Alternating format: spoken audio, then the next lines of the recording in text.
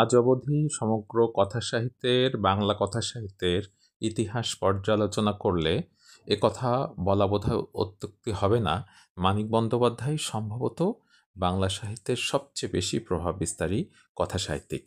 বিজ্ঞানের ছাত্র মানিক বৈজ্ঞানিক দৃষ্টিভঙ্গির আলোকে জগৎ এবং জীবনকে দেখার শক্তি অর্জন করেন।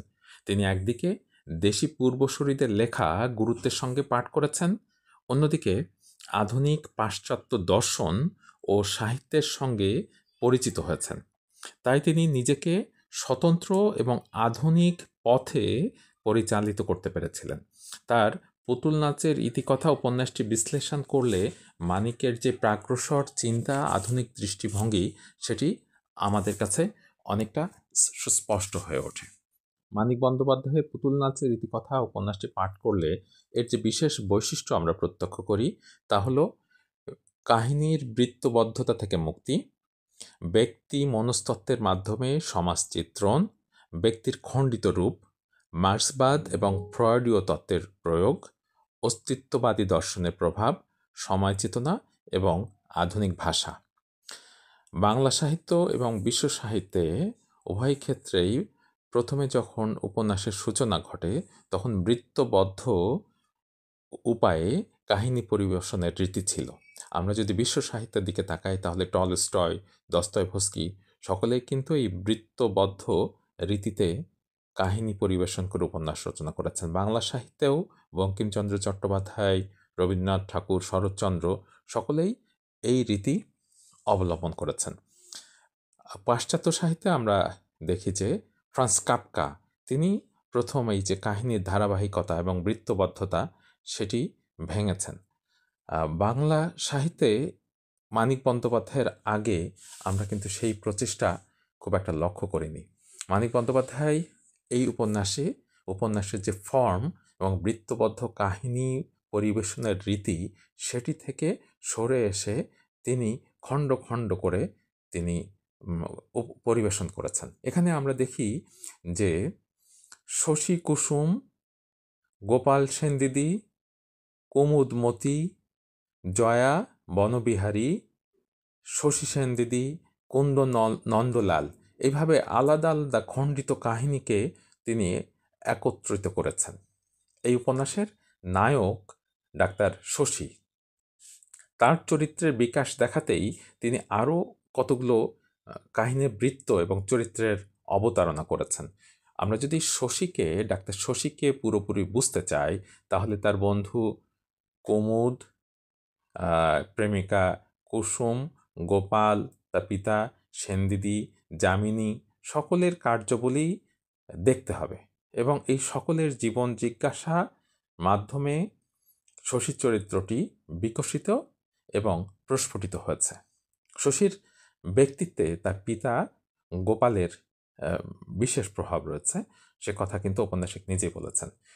কলেজে পড়বার সময় শশীর সংকীর্ণ স্থূল রসবোধের মনের উপরে তার বন্ধু কুমুদ, প্রবল ব্যক্তিত্ব সম্পন্ন কুমুদ, সে কিন্তু বিশেষ প্রভাব বিস্তার করেছিল।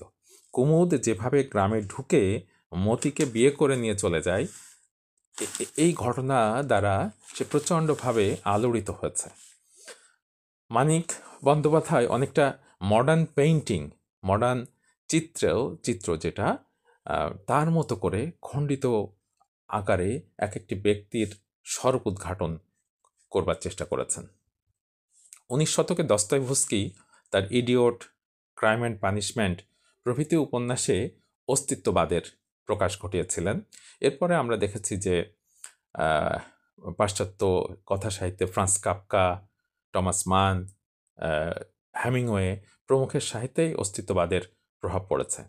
বাংলা সাহিত্যে মানিক বন্দ্যোপাধ্যায় এই দর্শনের প্রথম শিল্পসম্মত প্রকাশ ঘটালেন তার উপন্যাসে, বিশেষ করে আমাদের আলোচ্য পুতুল নাচের ইতিকথা উপন্যাসে।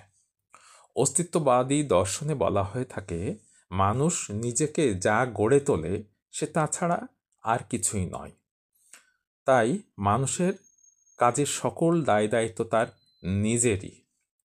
পুতুল নাচের ইতিকথা উপন্যাসের প্রথম থেকেই ঈশ্বর এবং ধর্মের প্রতি ডাক্তার শশী চরম অনীহা এবং বৈরাগ্য দেখিয়েছে।